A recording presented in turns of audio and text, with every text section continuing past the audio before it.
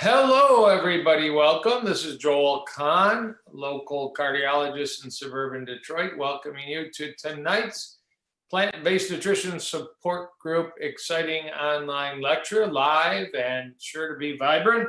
I thank everybody for being here, and this will be recorded and shared. So it's part of our exciting 6.5 year or so, almost 7th year of plant-based nutrition support group. Thanks for your support. We will get to our guest speaker in a minute. It's my pleasure to review our PBNSG mission. Yes, I'm reading it. I haven't memorized it. I haven't tattooed it. Plant-based nutrition support group is a nonprofit organization, which means send us some donations, please, dedicated to evidence-based education and advocacy of a plant-based whole food nutrition and active lifestyle. Like, it's really hard to advocate for it. It's like 99% of the data to help you prevent or reverse chronic disease and achieve optimal health. That's a mission. Please join my family at Green Space and Go. I'm not saying that as an advertisement. It says here to say that in Royal Oak, Michigan, at 14 of Woodward. Unfortunately, we're not really rich in plant-based restaurants in Detroit and suburbs right now. So we are struggling with our, Michigan laws and California laws and other laws that different restaurants have to deal with. But we are strictly a delivery and carry out whole food plant-based exclusive restaurant. We also happen to be gluten-free if that's an issue. Go over, of course, you've been to pbnsg.org to find and log on here. But you should definitely know about December 3rd holiday culinary class. You do not want to miss that. You're going to learn a lot about cooking tonight. December 10th, monthly small groups featuring Holly Booker. Do not want to miss that. Oh my God, December 16th, dressed up as Santa himself, will be the famous T. Colin Campbell, PhD, of, I won't say what country he studied because it's kind of unpopular right now with politics and such, but he wrote a book about a certain country and nutrition. T. Colin Campbell, if you've never heard him speak about his research experience, it's quite an honor. And then once we wear the lampshade and celebrate the new year, which we're all looking forward to, 2021, flushing 2020 right down the toilet. January 5th, we've got Chef AJ, one of the funniest, most instructive, energetic nutrition teachers around. We'll have small group again, January 14th with Lauren Burnick. And then just to make this really 2-month run almost superstar status, of course, tonight is the superstar because his first name is such an excellent first name. But January 19th, we have the great Caldwell Esselstyn beaming in from, I assume, Cleveland, which will be exciting. And later in 2021, already scheduled, and watch for more announcements for sure, but we got Juliana Hever, one of my dearest friends in the plant-based world, out of Calabasas, California, the plant-based dietitian. Dr. Anthony Lim, famous at True North, Dr. Michael Greger, and you never know what's going to pop up. Jay Leno and others, I never know. There's so much energy. But it's my pleasure, truly my pleasure. A couple years older than me, so his parents get credit for picking an amazing first name. My parents had the same wisdom, unrelated. Joel Fuhrman, Dr. Joel Fuhrman, MD. We can say it any way we want. It just trickles off your mouth with excitement. Board certified family doctor, something I'm not even close to. 7-time New York Times best-selling author, truly internationally recognized expert on nutrition, natural healing. We think about him as a plant-forward diet expert, eat to live, of course, but just ask him about water fasting and other traditions that he grew up with all through his life. In addition to the medical practice, which is still upgoing and running in New Jersey, and offers the best screening test called carotid intimal medial thickness testing that I also offer. These two Joels know about heart disease. Dr. Fuhrman operates Eat to Live Retreat, which is where he's beaming in from. You're probably going to see some sunshine just north of San Diego. President of the Nutritional Research Foundation, faculty of Northern Arizona University.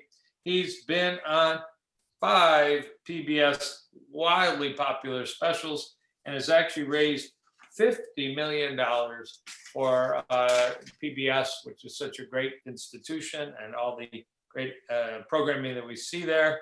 Everybody's locked in at home, and you need to find some good educational programs, and PBS is typically a good place. After Dr. Fuhrman finishes his talk, there'll be a Q&A in the chat box.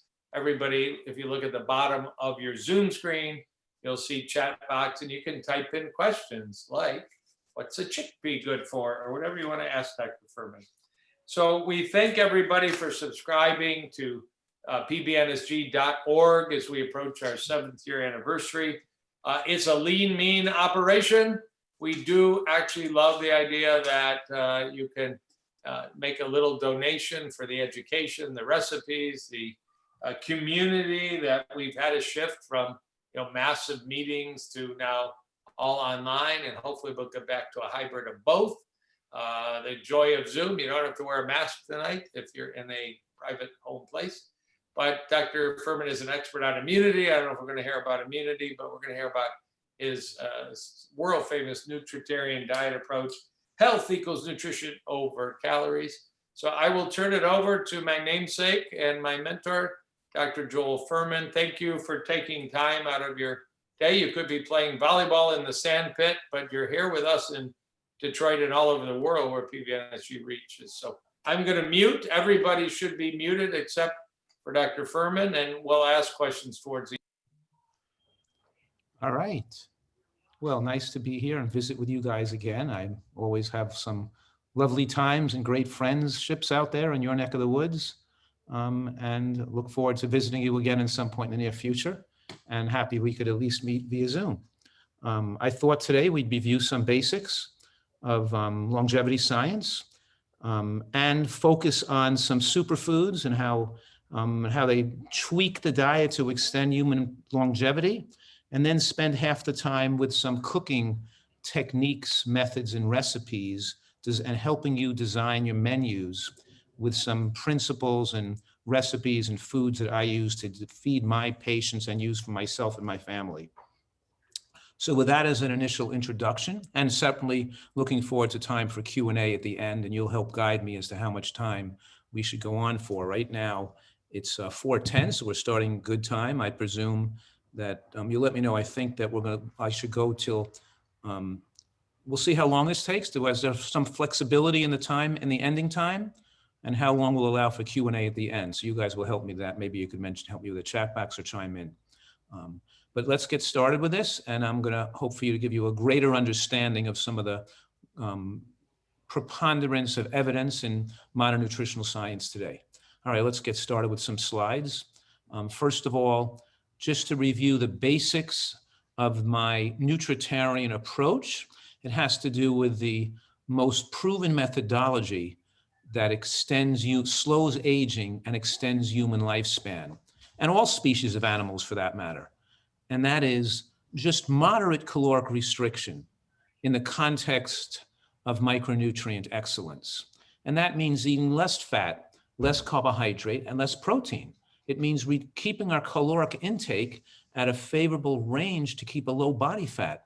And I'm saying optimal size for longevity is with a BMI below 21 for a female and below 22 for a male. And all blue zones and the long-lived blue zone individuals all have low BMIs, and that the US government classifies an overweight person with a BMI above 25, and I'm saying that classifies 70% of people being overweight or obese, but a BMI of 23 should be the high point of normalcy, not a BMI of 25.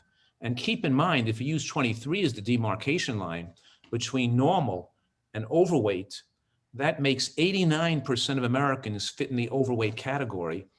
And out of the 11% that are now on the normal weight, it's only 2.4% of those of a normal weight because they eat healthfully.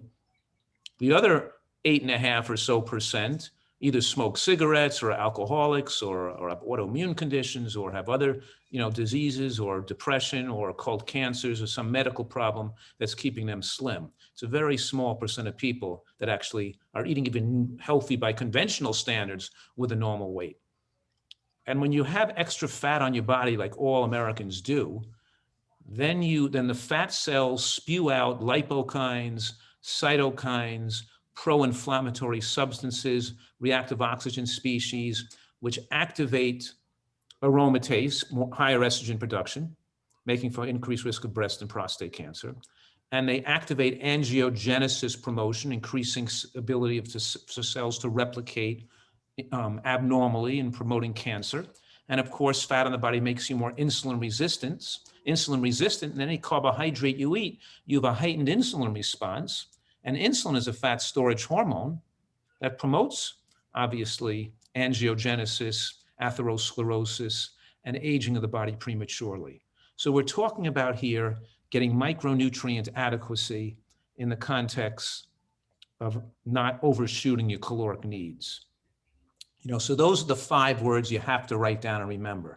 Moderate caloric restriction in the context of micronutrient excellence or micronutrient adequacy. And that means 2 other things. One, when you achieve micronutrient adequacy, it makes you comfortable eating less calories. And when you don't, when you fuel your body with low nutrient foods, it makes you into an addictive, calorie consuming monster, and you can't control your weight. And let me tell you something, that most vegans and plant-based eaters are also overweight.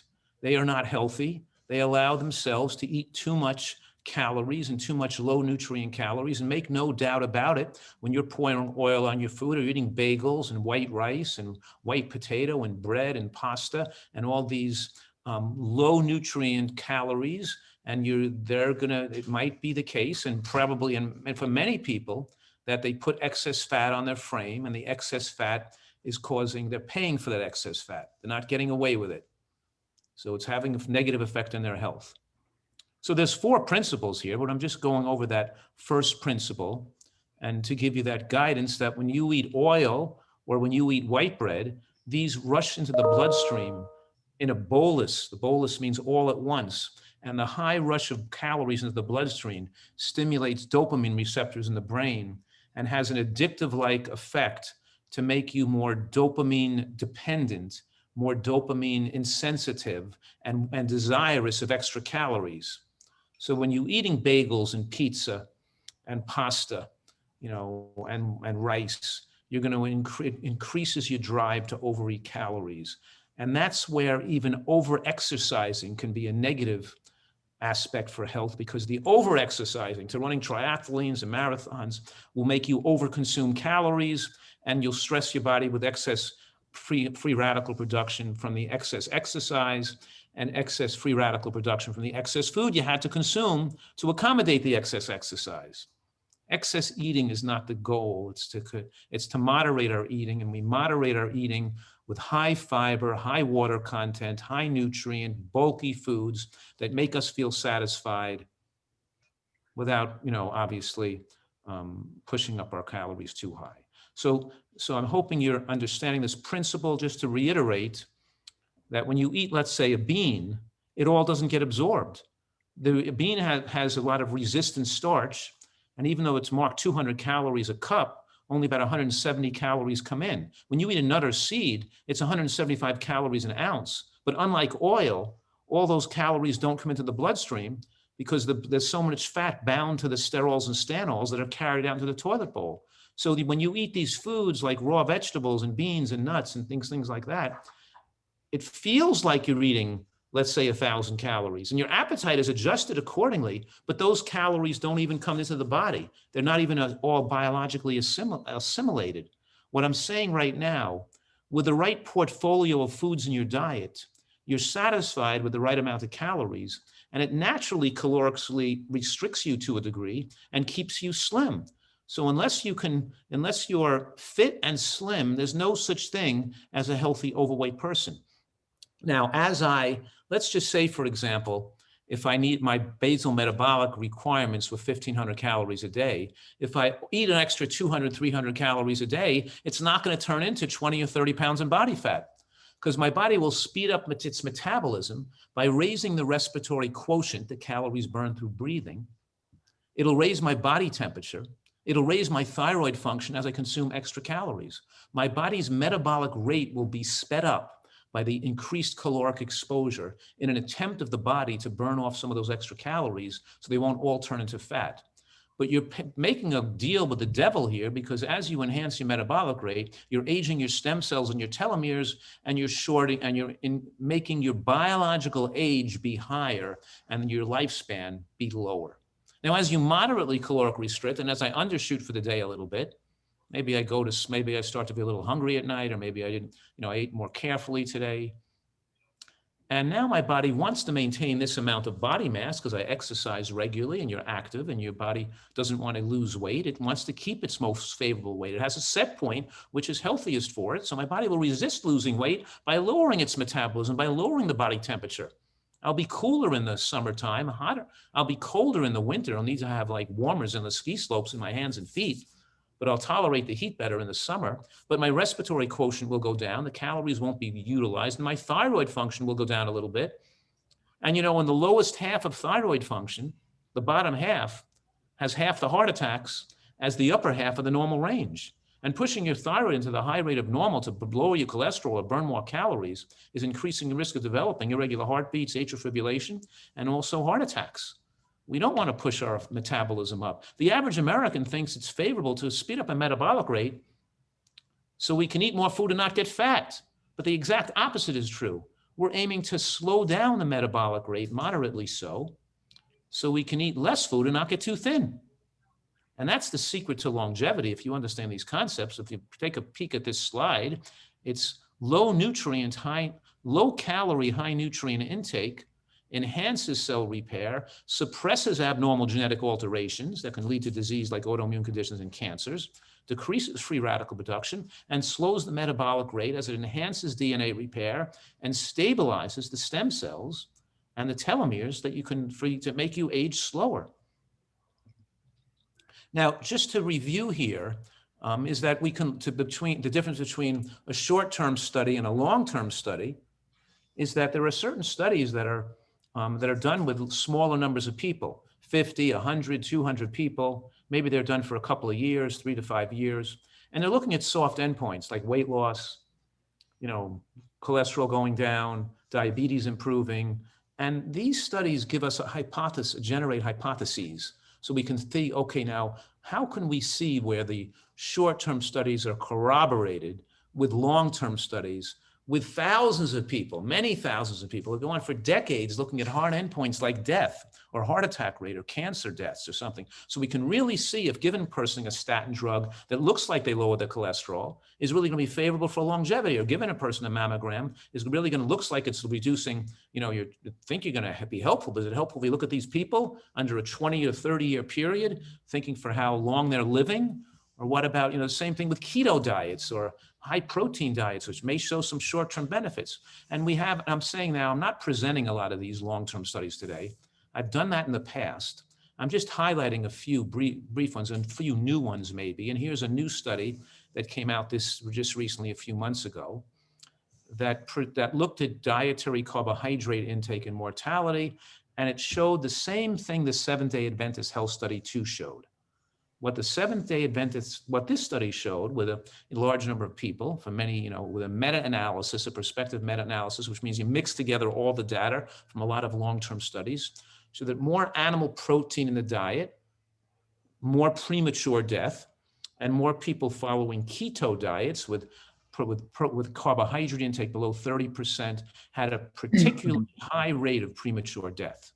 These keto diets and these paleo diets and these high protein diets that are popular, they've always been popular. They've always been favored by a certain marginal, small population in our country, or you get a larger population. I mean, a lot of people, favor, political nonsense. Like there's no such thing as climate change. And a lot of people think that Trump won the election. There's all kinds of crazies around. But nevertheless, this crazy idea that like the carnivore diet, just eating meat, but this stuff has been thoroughly disproven already. We know that the carnivore diet and the paleo and the keto diets lead for more death, and more plant foods mean for a longer lifespan.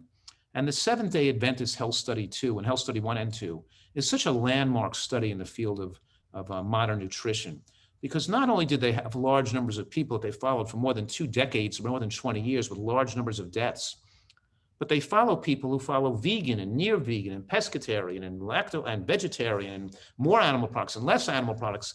The different cohorts are there to see the fine nuances between one cohort and another.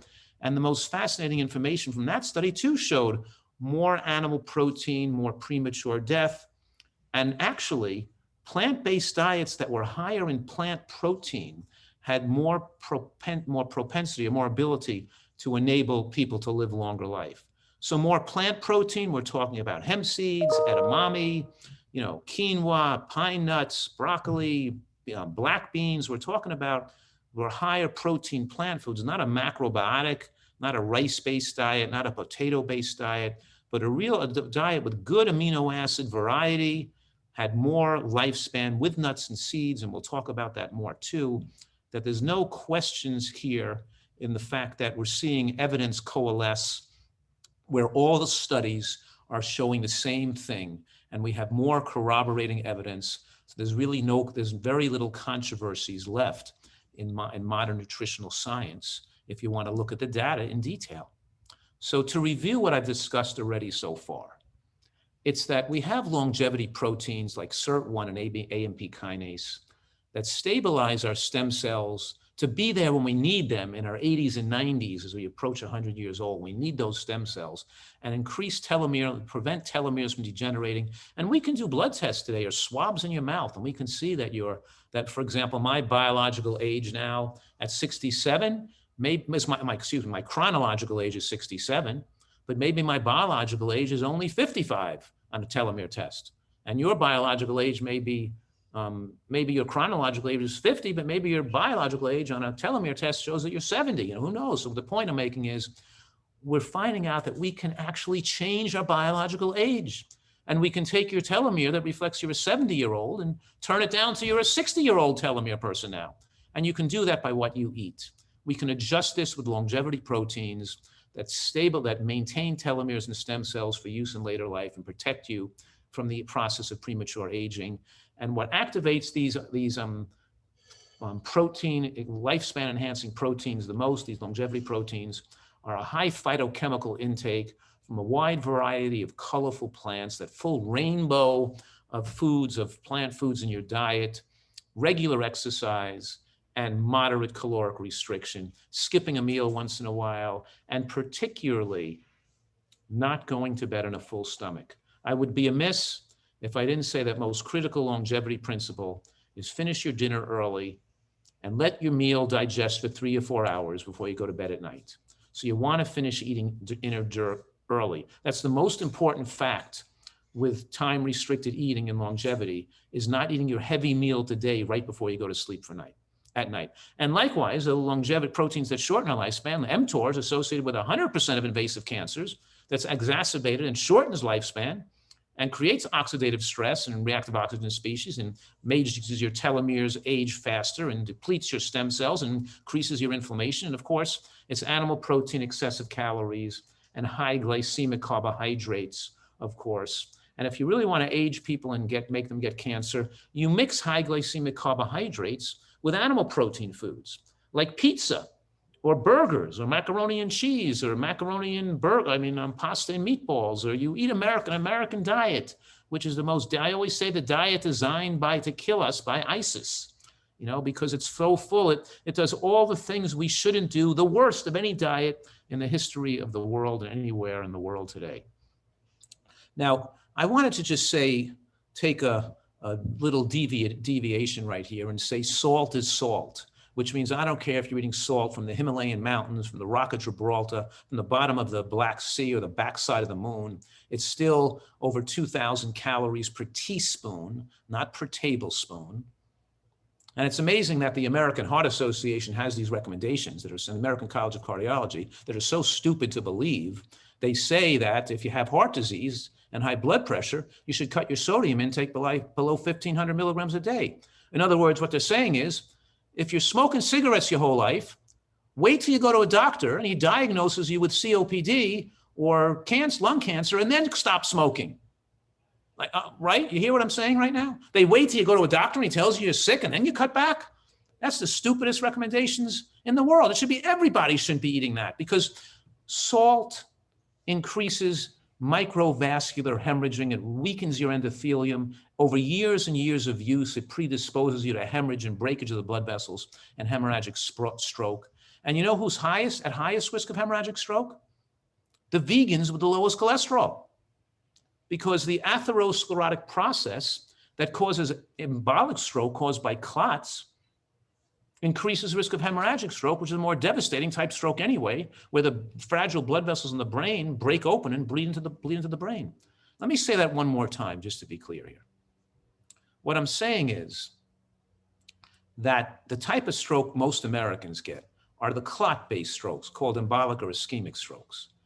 In the Asian countries where they eat so much sodium, they mostly have hemorrhagic strokes. They're two completely different diseases with different causes. We can't group strokes together. And any study looking at strokes and diet is wrong. We can't look at strokes and diet. They're all confused and all mistaken. We have to look at hemorrhagic strokes in diet, and we have to look at ischemic strokes in diet. That's like looking at, pancreatic cancer in diet, and then looking at brain tumors in diet and mixing it together. There's no relation between hemorrhagic strokes and ischemic or embolic strokes. So in any case, what I'm saying right now is that think about your pack years, because we learned in medical school, if you smoke 2 packs a day for 20 years, that's a 40 pack year history, which determines your risk of having, risk of lung cancer. If you smoke 3 packs a day for 30 years, that's 90 pack years of cigarette smoking, determining your risk. If sodium levels above 1,000 start to show increased risk of heart attack, or the ideal level of salt is to be below 1,000 a day. If you're consuming 2,000, that's 1 salt year extra. 3,000, 2 salt years. 4,000, 3 salt years. 5,000, 4 salt years. How many years do you consume? Many Asian countries consume 4,000 milligrams of salt, 5,000 milligrams of salt a day, or 4,000. That's 3 to 4 salt years for how many years? 50 years times 4, 200 salt years. That's a high risk of having hemorrhage in your brain. And the people with the lowest cholesterol have the highest risk of hemorrhagic stroke, the highest risk. You're not protected from hemorrhagic stroke on a vegan diet. You're only protected against ischemic or embolic stroke. The point is you gradually weaken and age the endothelial lining from a high salt diet, no matter what you eat, if you're going to still consume a lot of salt. I'm saying that the average healthy diet, the food alone gives you enough with no added salt. If I'm using some coconut aminos, I use more coconut aminos with 300 milligrams of sodium per teaspoon, whereas the Bragg's soy aminos are like 900 milligrams of sodium per tablespoon, or 900 per tablespoon, and the coconut aminos are, I think, 300 per tablespoon. I think that's what it is.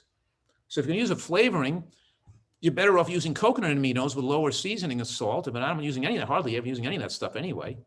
Mostly I'm just eating what's in the natural food. But if I was going to use something added, like some mustard or organic ketchup or something that had, or a piece of Ezekiel bread or something that had some sodium in it, I'd be making sure I'm not having like more than 200 to 300 milligrams of salt a day over and above what this food naturally contains. So I keep under that 1,000 milligram limit for the day. I think if you're following me on this, I'm just looking at the chat box here. Okay. Going on, I'm leaving this idea of sodium and moving. I hope you guys got that. I was going to read through all the questions when you're done with your presentation. So, oh, you want me? You'll read them for me? I was going to make it easy for you and read out the questions for you. We can do it all at the end, or if you'd rather me ask you, read some now, it's totally up to you. No, I'd rather go through the finish than do them at the end. I'm thinking the advantage of myself reading them is I could, get to the ones that are most important and get in the time we have available. If I have trouble, I'll ask your help. Okay, Megan? I have some extra ones that were emailed, so I'll read the emailed ones. You read the emailed ones, then I'll go into the chat box. Sounds good. Okay. Thanks for your help there. All right, so we're talking here about vegetables and endothelial function, keeping the elasticity of the blood vessels, the youthfulness, and the fact that green vegetables in particular have the effect to prevent plaque from adhering to the interior lining of the blood vessels. And there's so many studies today that shows that the more vegetables consumed, particularly the more green vegetables consumed, we can measure a person's vascular stiffness and elasticity just by measuring the green vegetable consumption in their diet. And of course, that you could measure a lutein, lycopene is the stuff that makes, the carotenoid makes the red vegetables red, and carotene makes the orange vegetables orange, and lutein makes them green, and drawing a lutein level and getting how high your green vegetable intake is a good way we can decipher a person's risk. And of course, the green vegetables and green cruciferous vegetables show the closest association and the most repetitive and dose-dependent association with long-lived people. The longest-lived people, the most centenarians, we can track by how much greens, and particularly how much cruciferous greens they eat. We're a green vegetable-dependent animal. And if you don't like greens, you better live close to a hospital.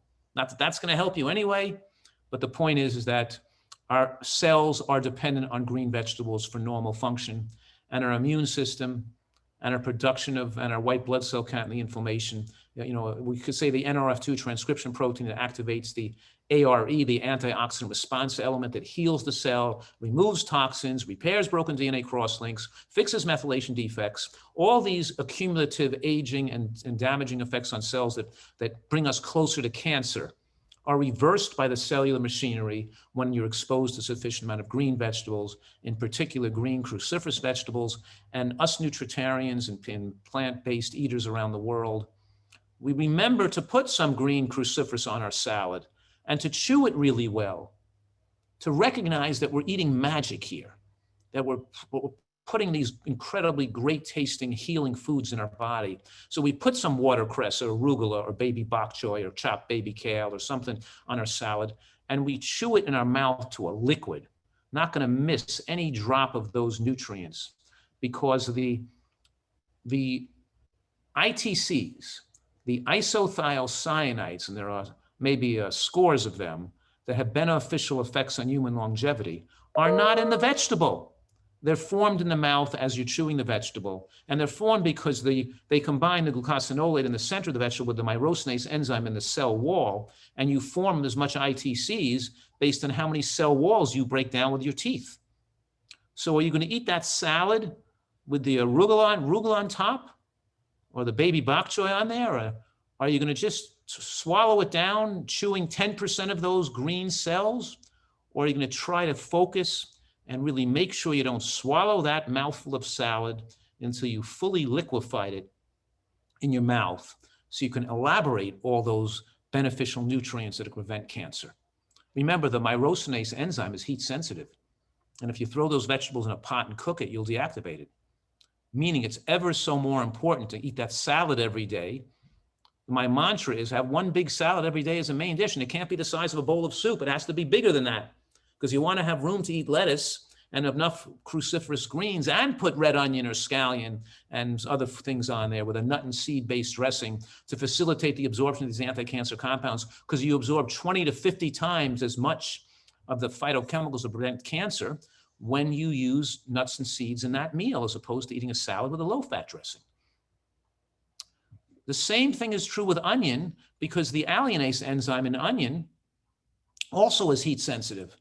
And we put that onion on the scallion and the onion in the salad, we chew them to a liquid in the salad, and we masticate them like crazy till they're a liquid before you swallow that, because you want to get all those beneficial organosulfide compounds out of that onion possible, because most Americans don't even get 10% when they eat out of the food that they get. And plus, chewing that's better than throwing in the blender anyway, because chewing it mixes it with the bacteria between the teeth and the mouth, and you form more nitric oxide and beneficial anti-inflammatory compounds when you actually do the blending yourself with your own teeth.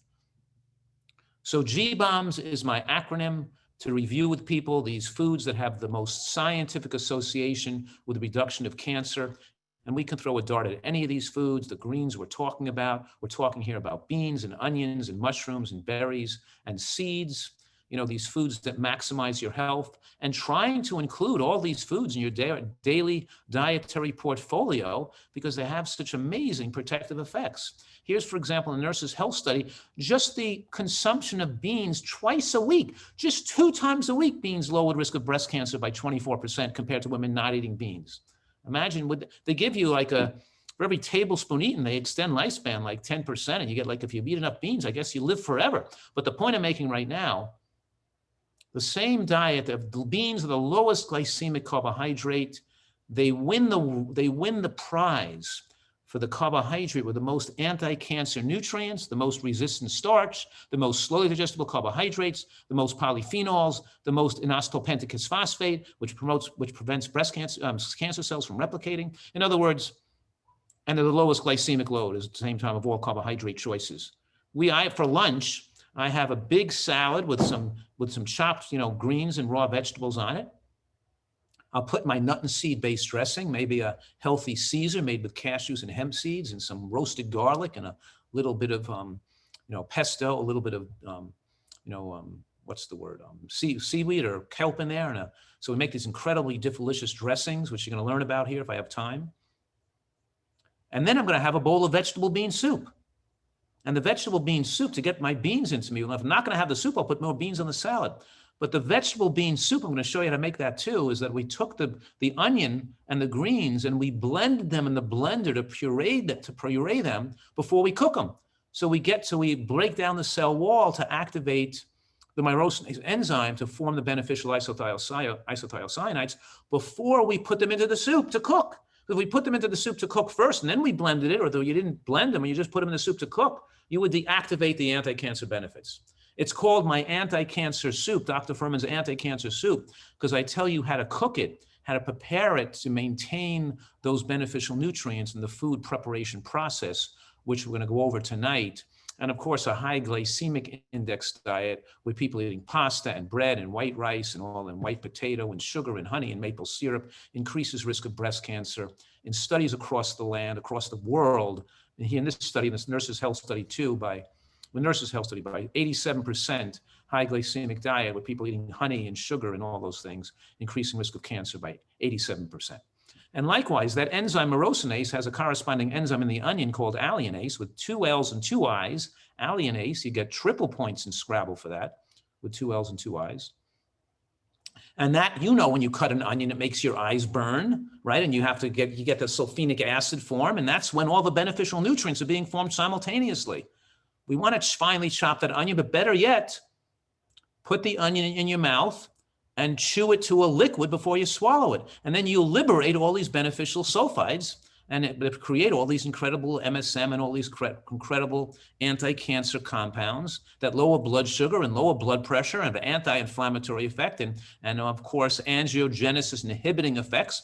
And you know what? Onions and the green vegetables, have an incredible positive effect on the microbiome, on thickening the biofilm of favorable gram-positives that lower the glycemic effect of everything you eat, because those beneficial bacteria take up a permanent habitat in the wall of your colon, not the bad bacteria, the good bacteria. And the 4 foods, the 2 raw foods and the 2 cooked foods that lead for the most thickened and most favorable bacteria are, of course, raw green vegetables and raw onion or scallion. And the 2 cooked foods are cooked beans and cooked mushrooms. There you have it. Cooked beans and cooked mushrooms. You have to cook beans very well. Cook your beans a long time till they're soft to remove all the glutenins and if you're eating a lot of mushrooms, we cook most of the mushrooms. We don't eat much raw mushrooms because of the agarotine. They're healthier raw, not cooked. And you can eat a little raw, but it's better to eat your mushrooms cooked. And I recommend a diet with a lot of mushrooms. So we advise people to cook them. Now, the highest consumer of onions have a 50 to 88% reduction of common cancers. They're incredibly powerful anti-cancer foods, so don't underestimate the power of onions. And mushrooms are so fascinating. They're the strongest angiogenesis inhibitors, which don't let cells replicate. And they not only inhibit aromatase, the estrogen production mechanisms, to keep your estrogen lower, and a better testosterone estrogen ratio for both men and women, slowing aging, but they also put like a protective coating on breast tissue so you don't get estrogen stimulation damaging breast cells. And they also, obviously, with their antigen binding lectins, help the immune system identify abnormal cells for removal so the immune system can attack them. They do a lot of great stuff. And mushrooms have the highest amount of ergothioneine. And nothing comes close to ergothioneine content like mushrooms. And on the cell surfaces, we have a cell receptor for ergothioneine, which you bind to that and it stabilizes the DNA and improves immune function and slows it. In other words, it slows aging. It helps your lifespan and your resistance to disease, this ergothioneine from mushrooms. And how fascinating is this? Like, it totally blows me away that there's actually a chemical in mushrooms which is matched with a receptor for that chemical on the side of all our cell walls. How incredible, fascinating is that? That our cells are full of mushroom receptor substances to give us better health. Isn't that kind of interesting? Now, nuts and seeds in heart disease. Now, we're talking first about, of course, flax seeds and chia seeds, which have the highest amount of lignans in them, which even a study on following women with breast cancer for 10 years showed a 71% reduced lower death rate from cancer, death rate overall, from women who ate just 1/3 of a milligram of lignin a day. A teaspoon of flax seeds gives you 7 milligrams of lignin. A third of a milligram is hardly any lignin. That was super protective, and it was already protective when it was so late in life and people already had advanced cancers. It still was protective. How protective are these foods against cancer? When you have them earlier in life before you get cancer, that's when they really show their magic. They're even effective when you have cancer. And walnuts are also shown to have incredible effect against cancer. But the most fascinating, and you could say one of the most important findings in the last decade of the nutritional literature, is the fact that how incredibly protective nuts and seeds are to prevent sudden cardiac death, irregular heartbeats, and overall increased lifespan, reducing heart attack rates. All the studies, every study on this subject, large studies, many hundreds of thousands of people, the concordance between one study and another, almost all showing the same thing, that people not eating nuts and seeds usually have about a 40% increased risk of cardiovascular death compared to people that regularly eat nuts and seeds, whether it's the nurses' health study, the Adventist health study, the physician's health study. But we're talking here about 17 studies. Not one study showed anything different. It all showed dramatic benefits. Look at the physician's health study for a minute, which followed doctors for 17 years, about 21,000 of them. You can't compare this to following a study that has 50 people in it, 100 people in it, 200 people in it. And we're talking here, they come out with a drug like a H2 blocker, like a proton pump inhibitor like Nexium, and it looks like it's doing great for people. It's taking away their pain, their esophagitis and their ulcers. But of course, now we know, when we looked at tens of thousands of people using the drug over years, we find out much higher rates of heart attacks in people using Nexium and other proton pump inhibitors. And they have a black box warning, and they shouldn't be used for long term. Same thing is here, is that we found that, for example, in the physician's health study, which showed that nuts and seeds, eating them regularly, a daily basis, had a dramatic anti-arrhythmic effect and anti-seizure effect associated with a 60% reduction in sudden cardiac death.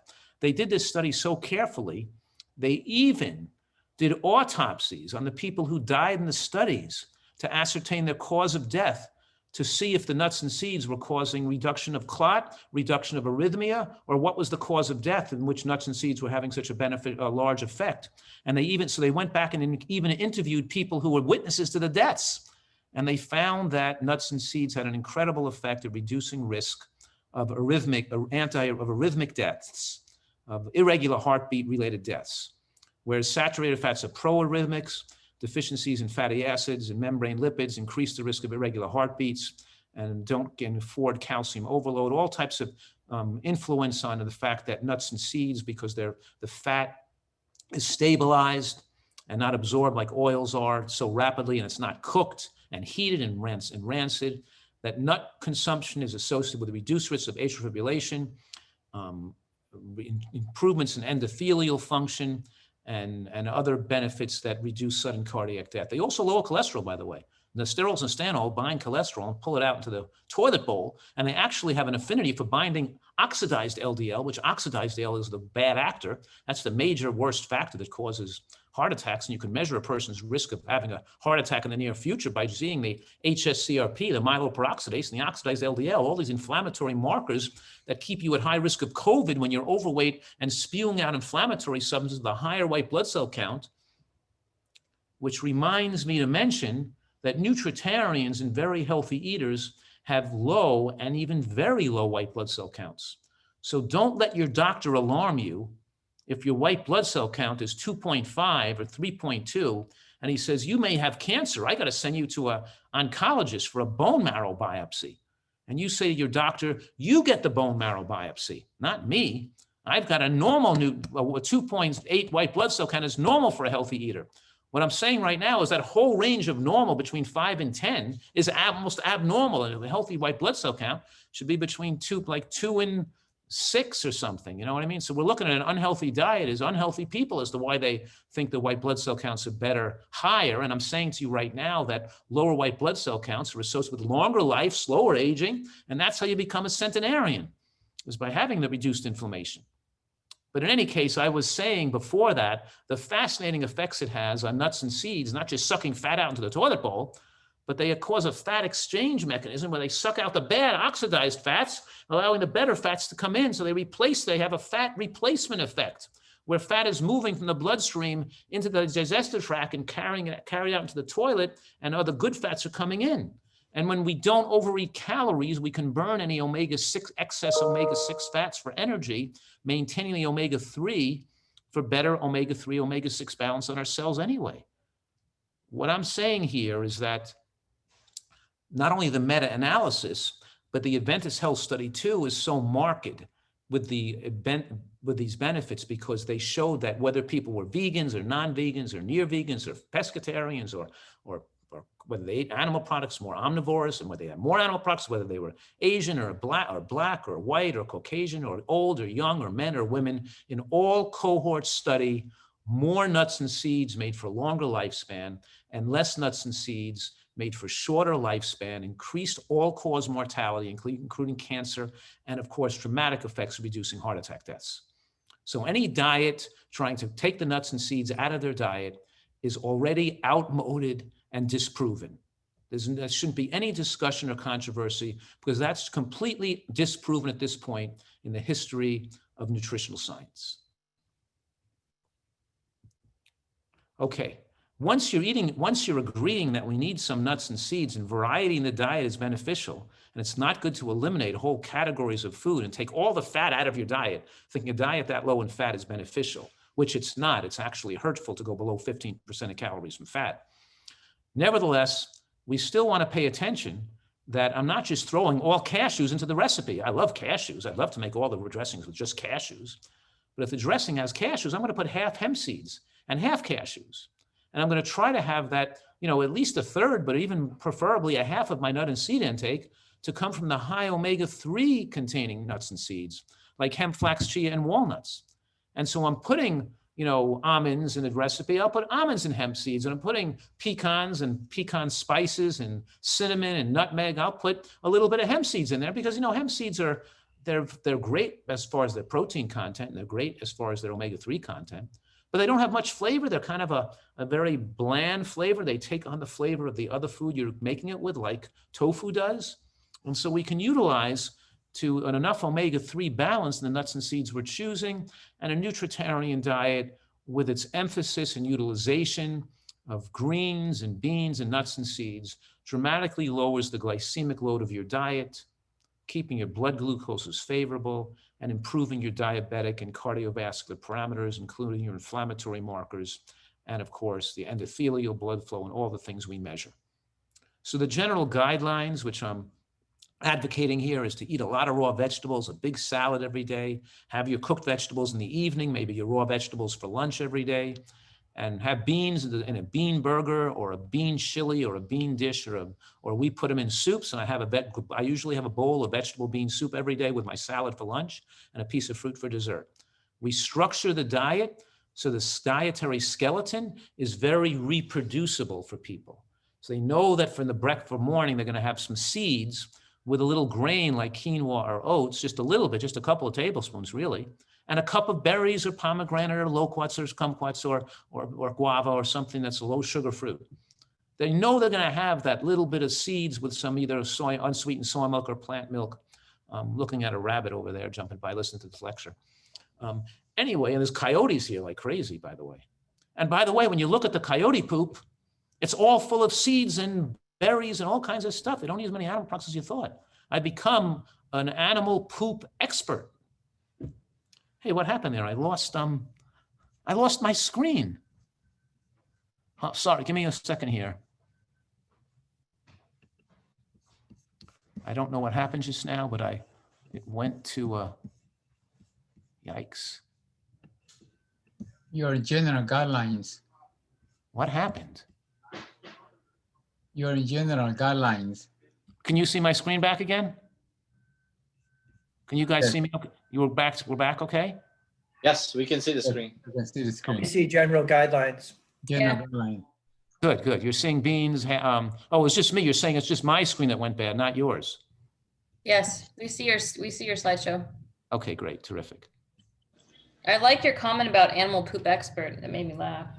Thank you. Laughing makes you live longer, you know. Even if the joke is stupid as anything, still makes you live longer. So we're trying to scientifically design a diet style to maximize human lifespan, protection against cancer. We're not duplicating what's in the blue zones. The blue zones aren't the best diets.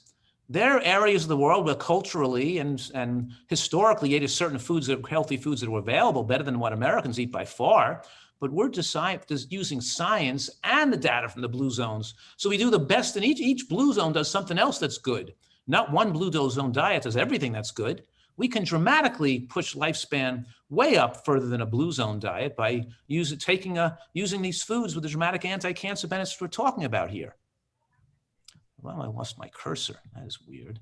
Anyway, so we're talking about a breakfast, lunch, and dinner. What do you eat for breakfast, lunch, and dinner? And devising the great recipes that utilize these foods. And of course, you know, I'm making some dressings. Maybe I'll make a garlic nutter and use it for a spread, for a wrap with onion and mushroom, or sprouts, or some cooked portobello, balsamic portobello in there, or maybe some little avocado or whatever's in my wrap. But I'm going to use some of this garlic nutter, which I'm going to put together make a lot of roasted garlic. I take the garlic, the whole bulb, and I don't take the paper off, and I roast it in the oven at 300 for a half an hour. So it gets soft, and now I can cut the root side off of it, and I squeeze it out, and the garlic's like toothpaste is going to pop right out of there. So it's really easy. You don't have to. So it's really easy to cook garlic. You can cook a lot of bulbs of garlic. I'm suggesting when you're taking the salt and oil out of your diet, you use a lot of cooked garlic and cooked onion to get flavor. They're the most important things to flavor your food with. So I make a lot of roasted garlic. I'll keep always a lot of roasted garlic in my refrigerator. And it's fun to watch the things pop out, like giving birth to a baby. You just love to just squeeze it and watching them.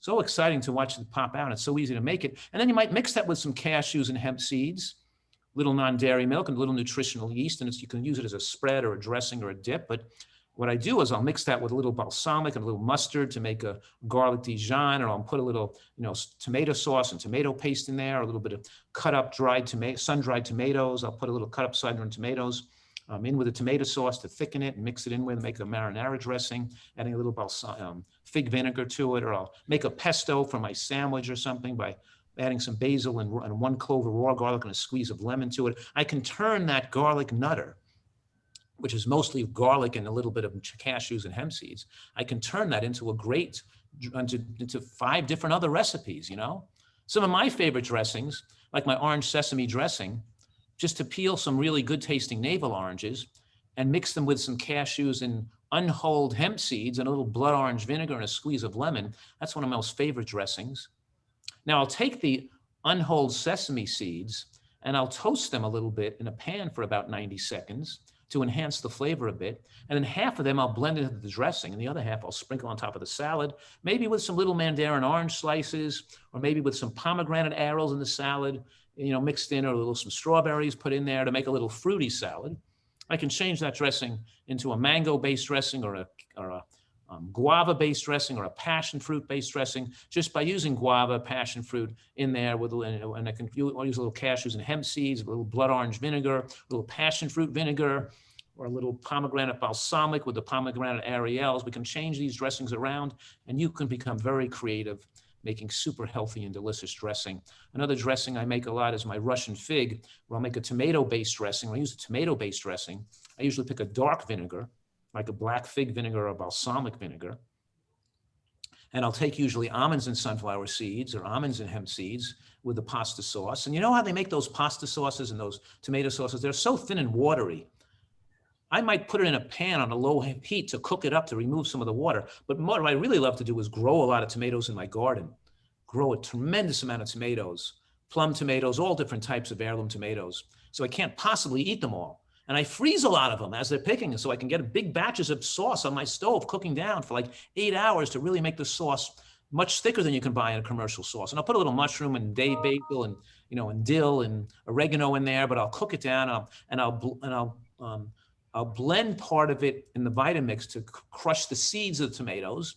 And the other part of the tomatoes I won't blend fully to make part of that lumpy, a little lumpy and chewy in the sauce. And if I'm buying a commercial tomato sauce, I don't have my own low sodium tomato sauce, and it's so thin and watery, what I'll also do is I'll take my sun-dried tomatoes and I'll cut them with the kitchen shears and I'll plop them in the tomato sauce. So they'll suck up the extra moisture and add more tomato-based flavor. And then I'll mix my almond butter or mash my almond butter in with the fig vinegar, or then I'll mix it with some almonds and seeds with a little bit of, and if I'm using a balsamic vinegar as opposed to a fig vinegar, because a balsamic vinegar is a little more bitter, I might add a touch of raisin or currant in there to bring it out, to bring out that a little counter the bitterness of the balsamic vinegar. I'm just giving you some of my cooking techniques now to make healthy food to really taste great. And some of the basic recipes I use all the time. The ginger almond, the blueberry pomegranate, and of course, the most, I use dressings and dips at night where I'm serving at night raw vegetables, maybe raw snow pea pods, raw jicama, raw red pepper slices, raw baby bok choy stalks, raw celery, raw carrot sticks, raw beets, raw or baby cooked little baby Brussels sprouts. We're taking the dip and we're dipping some raw vegetables with a dip before we have our wok vegetable or our mixed Chinese Thai curry or whatever we're eating at night, or a burger on a lettuce or a collard bun with a healthy ketchup and some red onion and tomato slices. Whatever I'm eating for dinner, I'm going to have some raw vegetables to dip, like a bean salsa or a roasted eggplant hummus, because the eggplant lowers the caloric density of the hummus because the eggplant's very low in calories.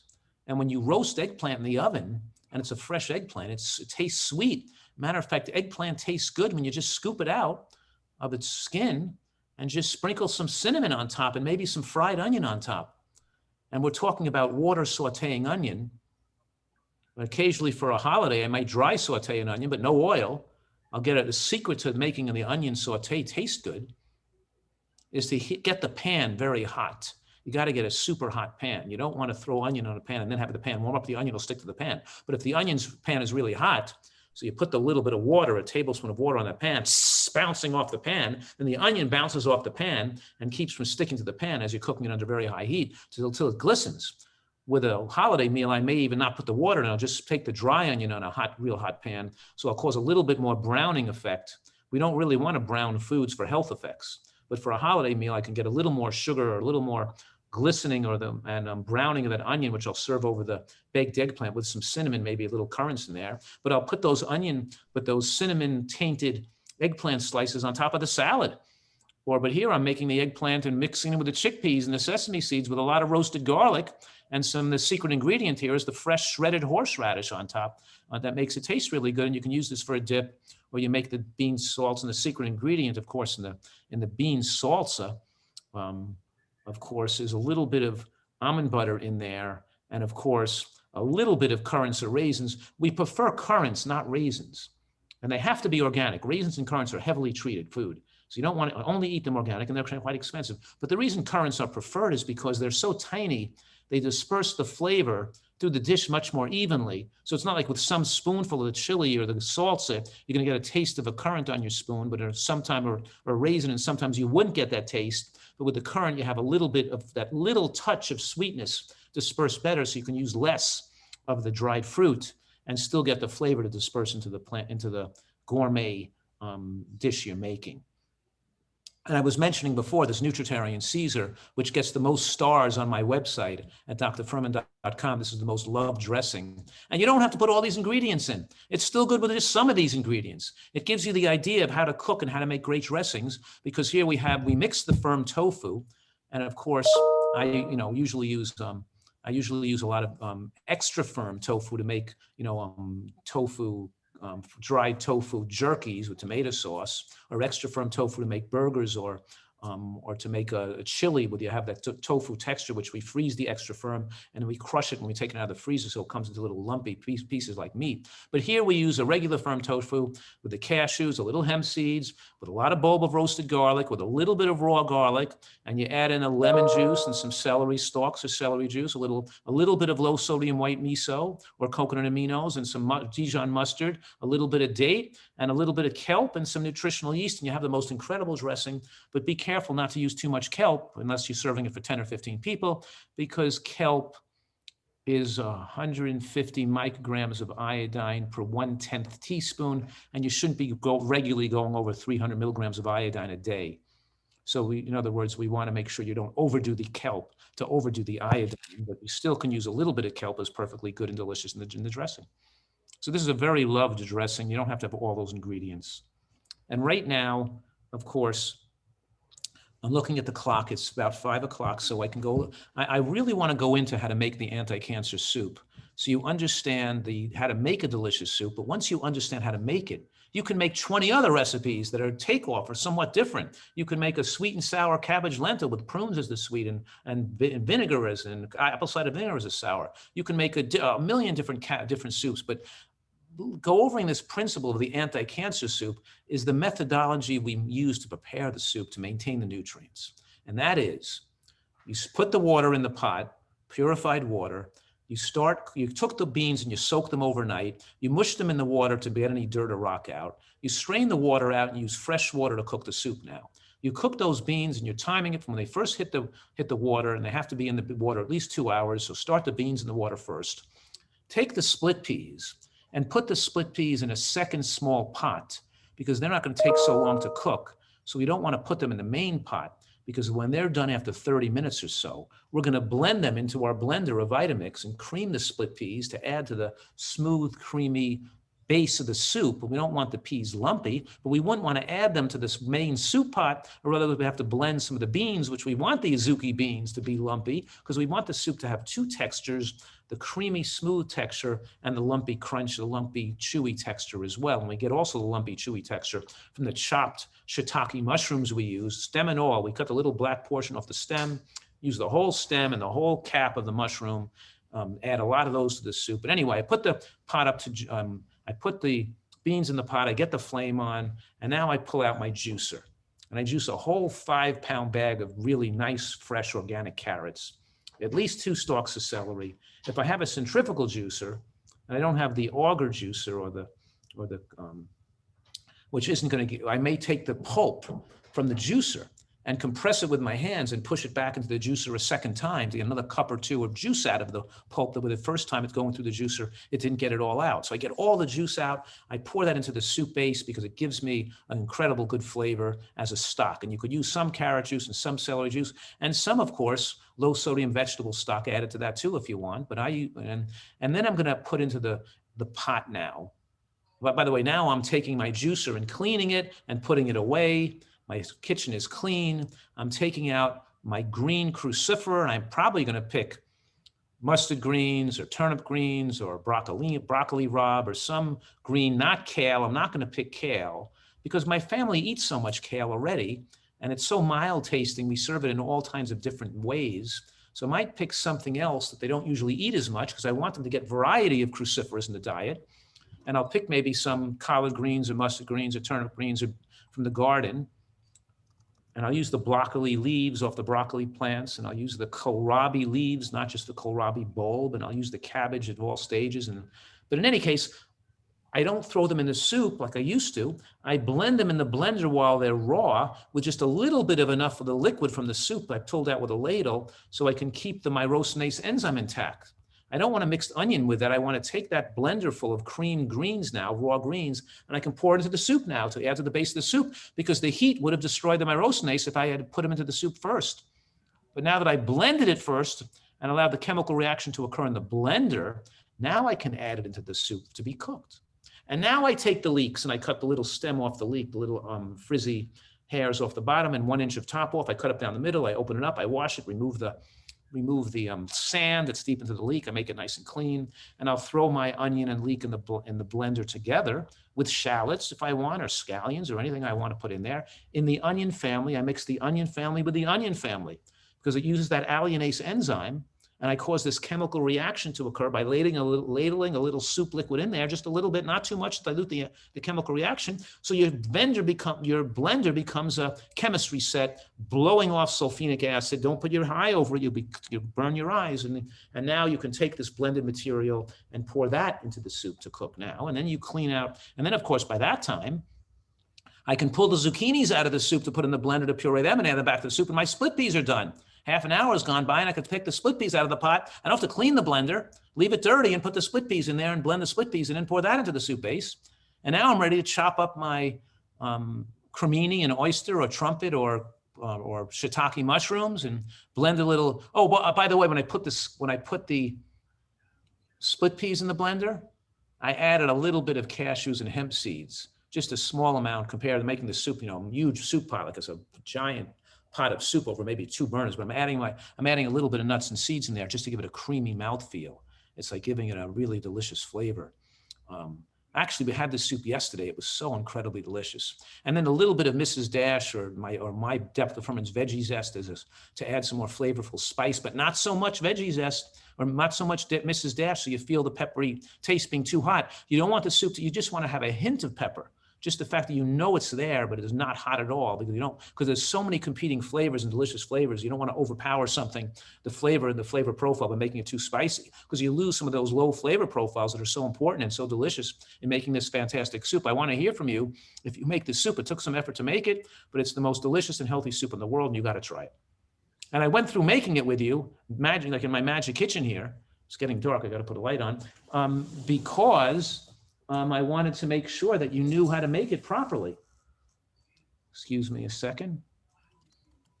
Lower this a little drop. Oh, that is lower.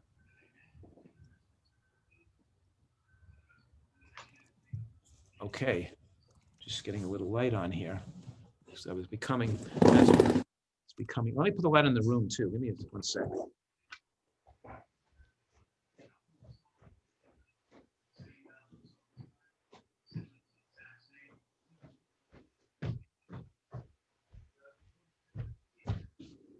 It was so beautiful and sunny when I started here at talking, and we just went through sunset. All righty. You guys all good with that? Shake some heads there. You guys okay with that recipe? Thank you. Okay.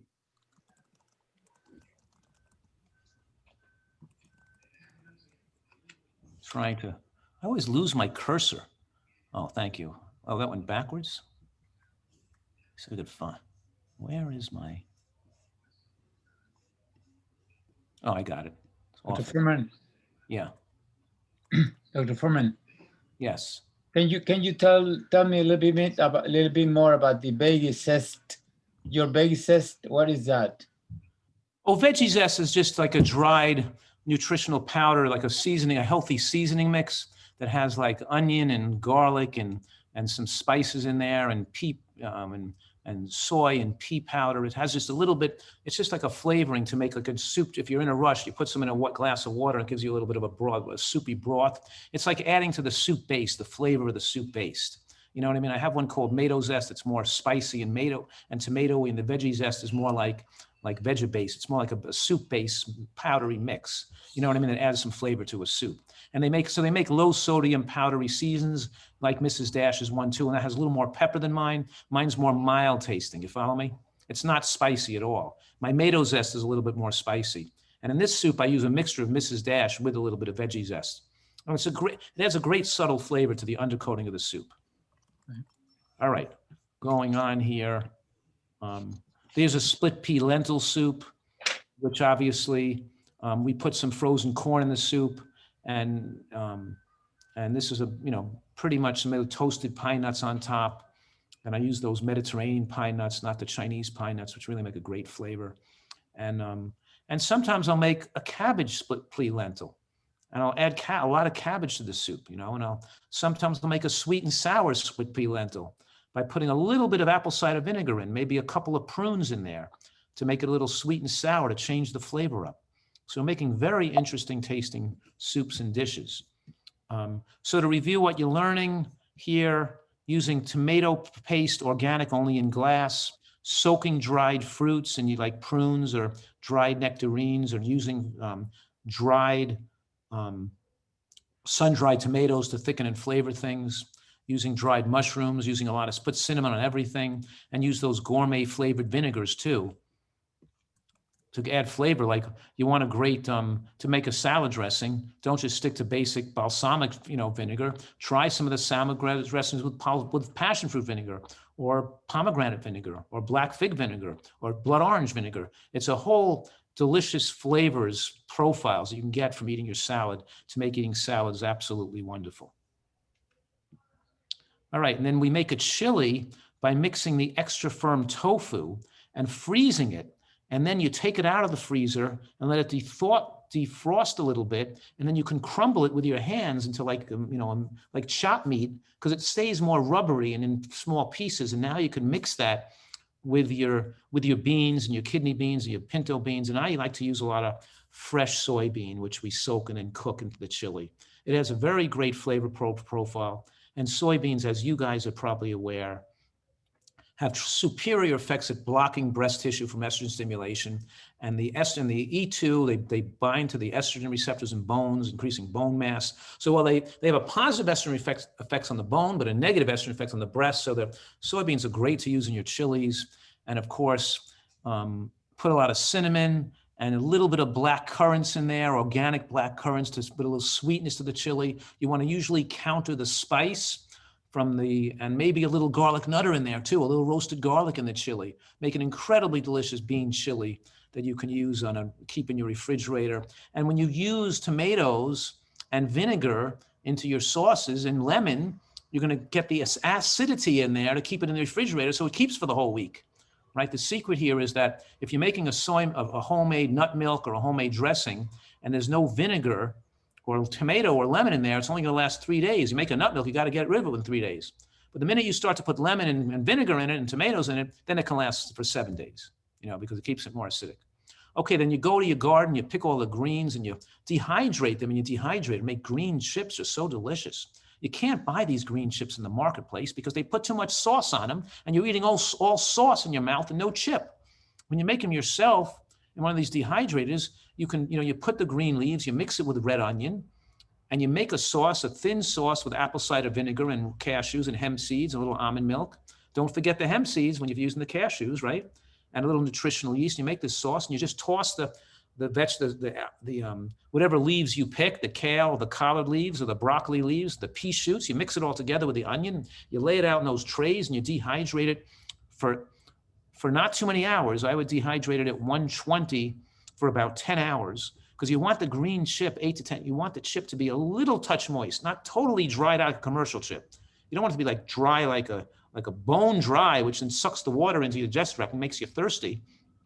You want to keep it just a hint of moisture so it brings out the flavor.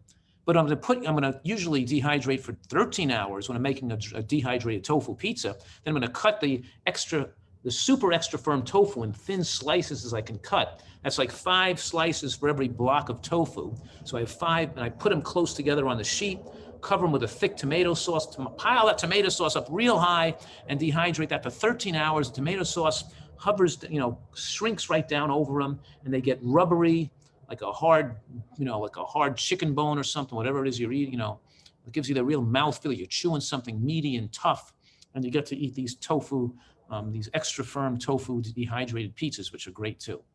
And then we make mashed potatoes out of cauliflower.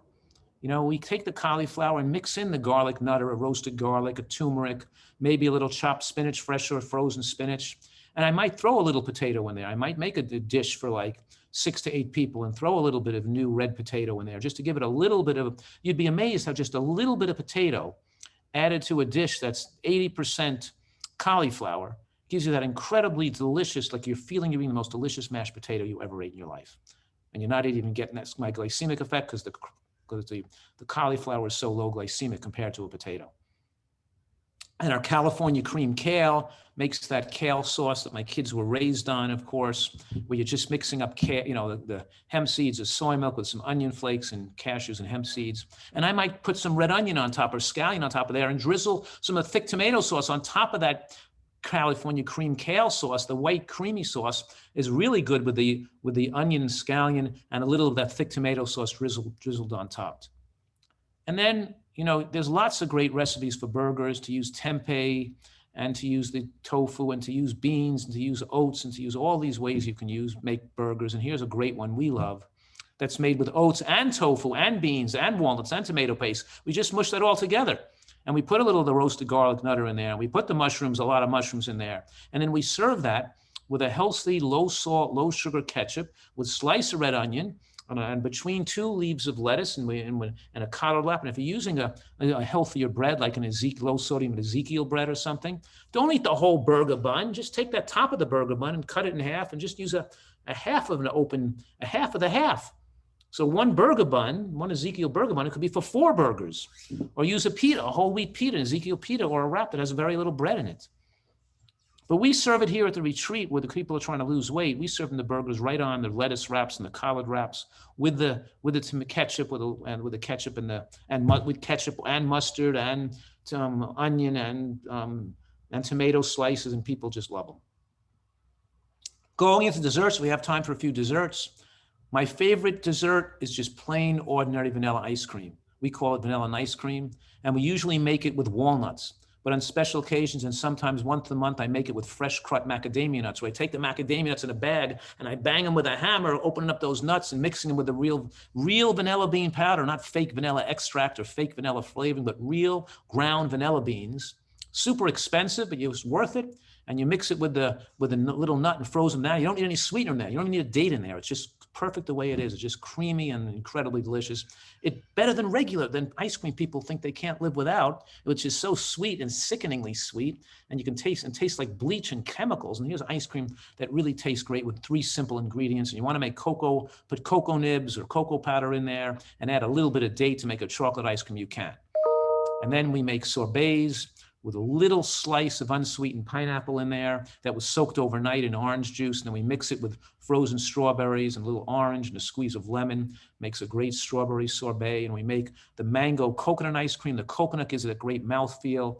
And when you add a little bit of nut to the ice cream, it makes it so you can freeze the leftover. It doesn't become a rock in the freezer. It still has a creaminess and a softness that you can scoop it out of, because a little bit of, so we take the unsweetened shredded coconut with some frozen mango. The frozen mangoes are incredible because we always put the best type of mango in there. They let them ripen to perfection. You can't go wrong buying frozen mango and mixing it with some unsweetened coconut and lemon juice. And you don't need the unsweetened dried mango in there. It's sweet enough with just the regular, with just all you have is the coconut and the lemon and the frozen mango. It's and a little bit of enough nut milk to make it blend. And you got an incredibly delicious gourmet treat with that frozen mango. And you can use frozen jackfruit as too. And then we make, my kids, you make an apple pie a la mode, where you put a little ice cream on top of some cooked apples and raisins and flax seeds and walnuts that are heated together either in a pan or in a pot. When they were kids, I used to put a little raisin in the bottom of a pot with just enough water to cover, and then stew an apple on top of that water, and then take it out or put raisins. The raisins would be soft, and I mix it with ground flax and a little nutmeg and cinnamon, and put a dollop of that ice cream on top. And that was the greatest dessert they ever had in their life, And then people eat brownies made out of beans, the black bean brownies that are made with almond butter and no wheat, just the chia seeds to thicken it a little bit. And the optional avocado dressing, but we use a cocoa, icing, right? A cocoa ice cream made with avocado. If you live here in California, you can buy the sapotes, which are much lower calories, and avocado is about 200 calories per 150 grams, where sapote is like 100 calories per 150 grams with not much fat in it. It's mostly like a fruit, but it tastes fatty, like an avocado. It's like a sweet avocado. We mix that with some cocoa powder. We make a great icing for this black bean brownie.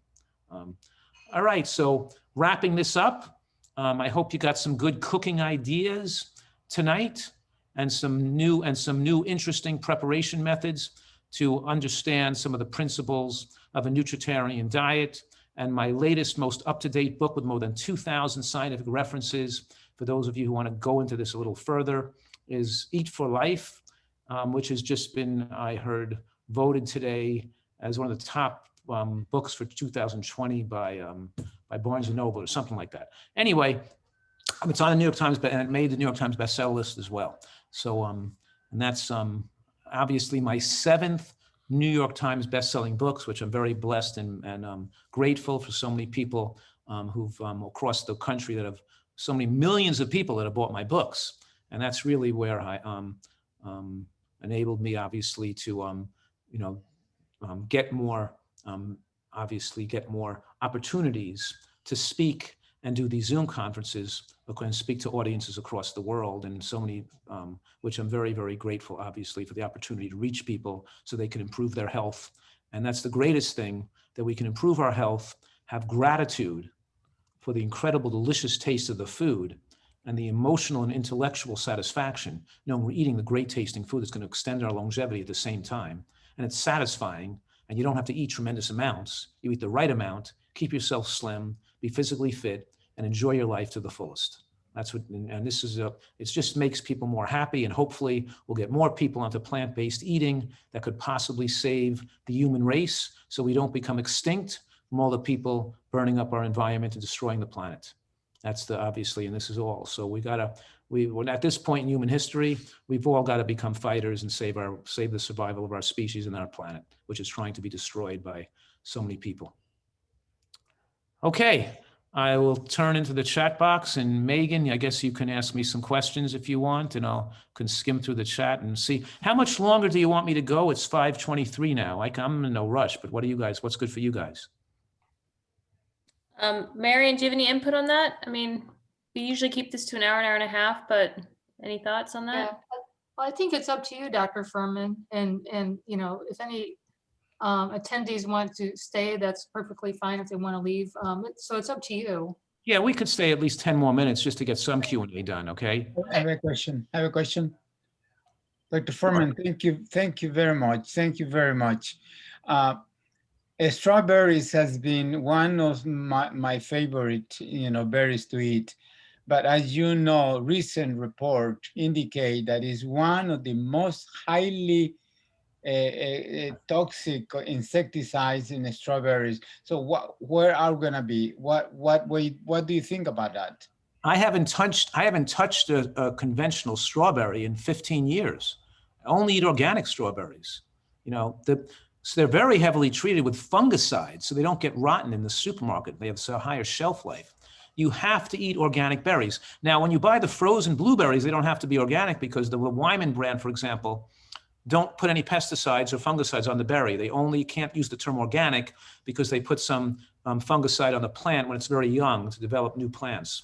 But in any case, what I'm saying, there's very low residue on frozen berries. If you can't afford organic, then you have to get frozen, and frozen organic is the best. But don't forget, when you buy berries, they're so incredibly expensive, and the organic berries go moldy and go bad in your refrigerator. So you spend $5 a box, and they only last in the refrigerator one day, or they got them home and they were already moldy already. So you save money by buying frozen.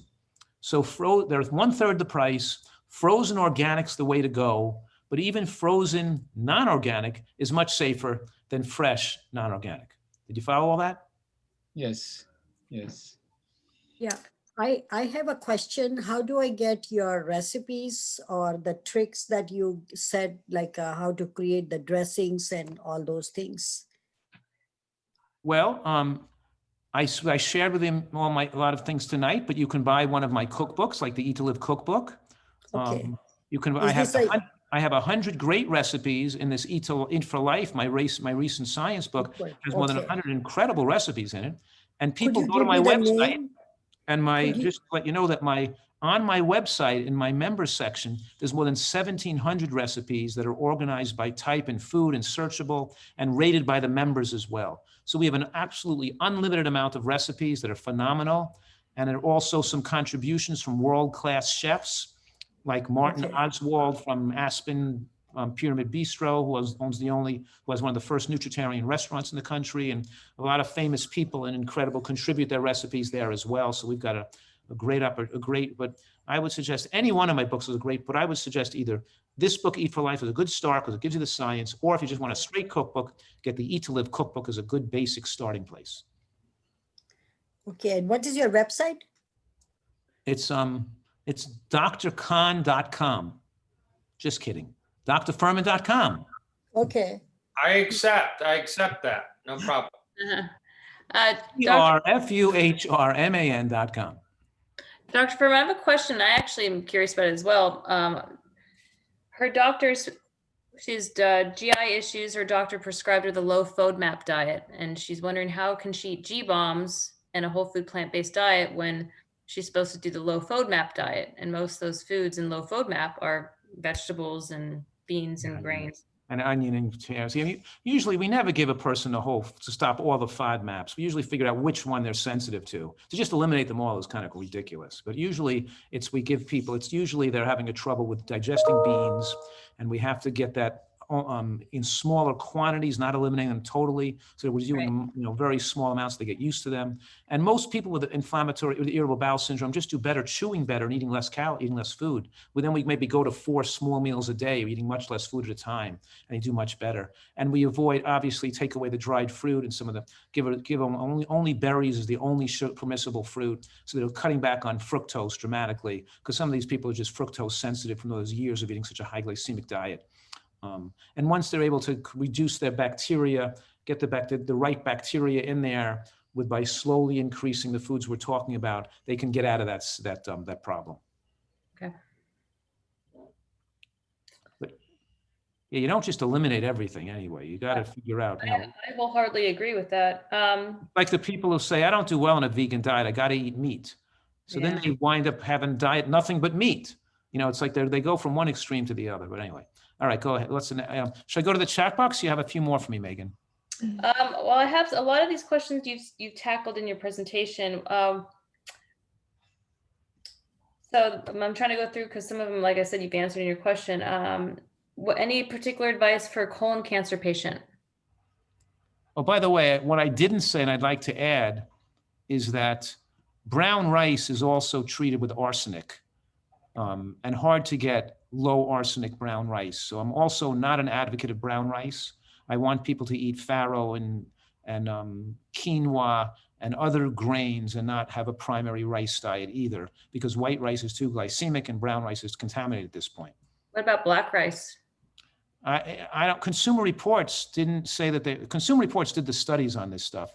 And I think wild rice and black rice did not pass muster either, because they still, we're using commercial growers, they're dumping chicken manure full of arsenic on top of those rice patties. And they're also using sometimes land that's been used to grow tobacco and cotton, which was where arsenic-based insecticides was used excessively on those lands. Right. So you have to be cautious with the rice. And but in any case, just thought I'd throw that in there. People don't think rice is just done to eat at unlimited amounts. And I lose my cursor here. Oh, what happened? Oh, there I am. Okay, so I'm sorry. Did you ask me a question that I skipped over there? Well, I had a question from someone who asked if there's any particular dietary advice for a colon cancer patient. And then I'm going to tie that in with another question, was how much fiber should an individual consume a day? No way. Yeah, well, we with our cancer patients, that we take care of, we definitely put them on vegetable juices where we mix, cruciferous. We call it 1/3, 1/3, 1/3. We give them 1/3 lettuce, 1/3 bok choy, kale, cabbage type, and 1/3 carrot and beet, because we can't get enough just eating. They don't have the digestive apparatus and appetite to eat enough vegetables, and we want to get their skin heightened tone of the vegetable tone. So we do more blended greens and some juiced greens, and we also give them more green tea extract and the turmeric and the mushroom extracts, and we give them a program that's very, very aggressive, you should say, with high nutrient eating. And I could show some of those case studies, but I could show cases where people who've had metastatic ovarian cancer with 4 liters of fluid pulled out of the lung, given 6 months to live, alive 17 years later. Another person, one of my patients with advanced stage 4 non-Hodgkin's lymphoma, got completely better, gone, no chemotherapy. Another person had ulcerative colitis and testicular cancer, wanted to cut out his colon. totally got rid of both. The ulcerative colitis went away, testicular cancer gone. I can go through another, cases with breast cancer. I have one case where breast cancer was metastatic to the bones, and I had to get a bone scan twice. I didn't believe it. I thought they mixed up the case that her bone scan cleared. So I've had very, so I've given the fact that I'm not an oncologist, I've taken care of a lot of people with cancers, and I've had excellent opportunities to see what could happen with nutritional excellence. So, so I don't give up until the cancers are very late, because there's still hope to people to extend their life, even when you think you have something that might have left that is more advanced cancer. Right. And that's another question I have about, well, not cancer. I would like to know, can heart failure with reduced ejection fraction of 30% be reduced? My father-in-law had a heart attack 18 years ago, and I know how many years ago was it because my son was just born then. And he had a reduced ejection fraction like that after his big heart attack, and the doctors told him he, wouldn't even wouldn't do that well. But now it's like 18, 19 years later, he had a repeat echo, and he has a normal ejection fraction. But this was like 18 years ago, and what I'm saying is after 10 years, he had the echo, and after 5, and it showed his heart went totally back to normal again. I've seen cases with cardiomyopathy shrink down, and I've seen people with poor ejection fractions come back to normal, and their heart remodel themselves after decades or after years on eating very healthfully. And it's not just, it's doing the whole program that gives you the best results. I've taken care of so many patients that have had very, very advanced heart disease that with shocking results. And I presented a lot of those cases on my PBS television show, and a lot of times they cut them out of the show because they were too hard to believe. So I put the cases in my book, Eat for Life. And you'll see some of those incredible success cases of people reversed from advanced heart disease, heart failure, cancers in that book, Eat for Life, because I was better at control. Because on television, they don't believe it practically, that all these people getting well. But thank you for the question too.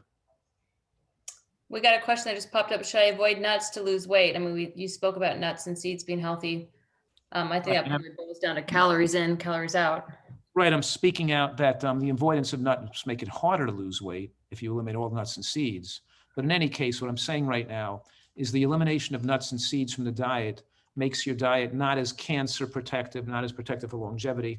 And certainly a person can eat a half an ounce of nuts and seeds with lunch and a half an ounce with dinner and a dressing or a sauce. It's only an ounce a day, and I can have a tablespoon of seeds with the breakfast. That's only about 170 calories. What are the calories they can keep their calories under 1,200, 1,400, whatever they need by not using large amounts of nuts and seeds, but to take them all out of the diet, that just makes the diet too dangerous to take all the nuts and seeds out, especially with overweight people that are prone to heart disease.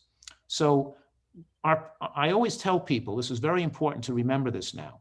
A nutritarian is a person who's at their ideal weight with less than, let's say, 15% body fat for a male, but ideally below 12.5%, and below 25% body fat for a female, but preferably below 22.5%. So it's a person at their ideal weight, a nutritarian, or they're overweight, moving towards their ideal weight at a minimum of 2 pounds a week. So that's the kicker here. If you're overweight and you're not losing 2 pounds a week, you're doing something wrong with your diet. You're eating too frequently, too much, the wrong foods, because the 2 pounds a week mark is where we see the inflammatory markers go down, the insulin resistance go down, the angiogenesis promotion go down. We notice with gastric bypass or lap band placement, when people are losing weight, they could still be overweight, but their diabetes is gone after the first month, but they're still 50 pounds overweight.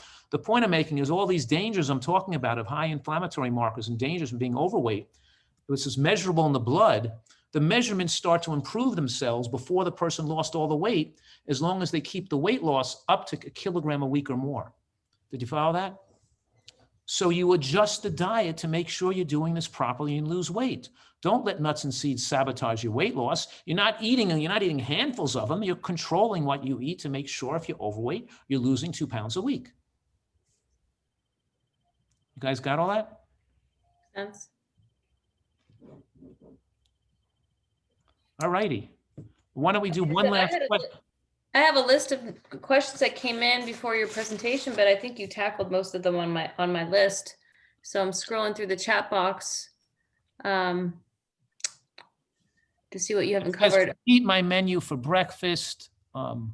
copy of the recipes, all these things. Yeah, so my breakfast, I went a sample day, and what we serve here at the retreat for breakfast is an assortment of berries or low sugar fruit like guava, kumquat, passion fruit, lower sugar fruits, with a little bit of oat or quinoa or some kind of grain, a small amount, with the seeds, hemp, chia, and flax. So we can take, and how they do that is they usually measure out a cup of berries of fruit, and they only use 2 heaping tablespoons of grain, just a small amount of grain. These are people who are trying to lose weight anyway. And then they take a teaspoon of chia and a teaspoon of 2 of them and a tablespoon of 1 of them. So they could have a teaspoon of all 3 or a tablespoon of 1 and a teaspoon of 1. They could have some degree of taking some seeds, and they mix it all together, and they put like a half a cup of some plant milk or water on top. They could put water or plant milk or unsweetened soy milk on top, and they can eat that as a breakfast cereal, but it's mostly berries. It's berries with a little bit of grain and a little bit of seed is the most common breakfast that we eat, most commonly here. There's other breakfasts like we do here, especially, but that's most common, simple breakfast. I want to just give people a structure of how to structure their plant-based diet so they don't make it too complicated. Breakfast is, a little bit of grain with a little bit of seed and plant milk and berries, and lunch is any kind of fruit you want but you have a big salad, giant salad, and a small bowl of soup, piece of fruit, and dinner has that raw vegetables with a dip, and of course the cooked greens, the woked mixed vegetables dish with the Thai sauce. You can put on a bed of quinoa or zoodles or zucchini noodles, or you could use a grain on top of that, or some root vegetable like beets or parsnips or turnips or rutabaga. So you have more of a cooked vegetable dinner and mostly a raw vegetable lunch is how we're mostly doing it. But we still have some raw and some cooked with lunch, and we still have some raw and some cooked with dinner. A little bigger cooked, less raw with dinner, and bigger raw, less cooked with lunch. You follow that? Okay, everybody. I think that gives you a good introduction to my thinking in this program. Hope that was helpful tonight for you. Thank you. You're absolutely amazing.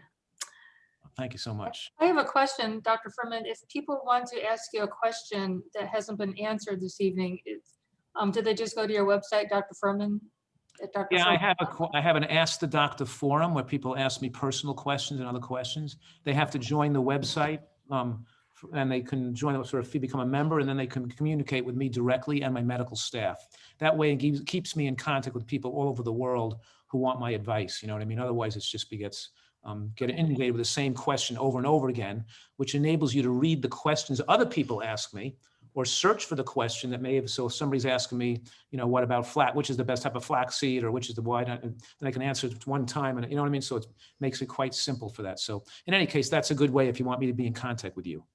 Okay, thank you. Sure. All right. Pleasure talking to everybody. Hope this ends soon and we can all come out and visit together in person.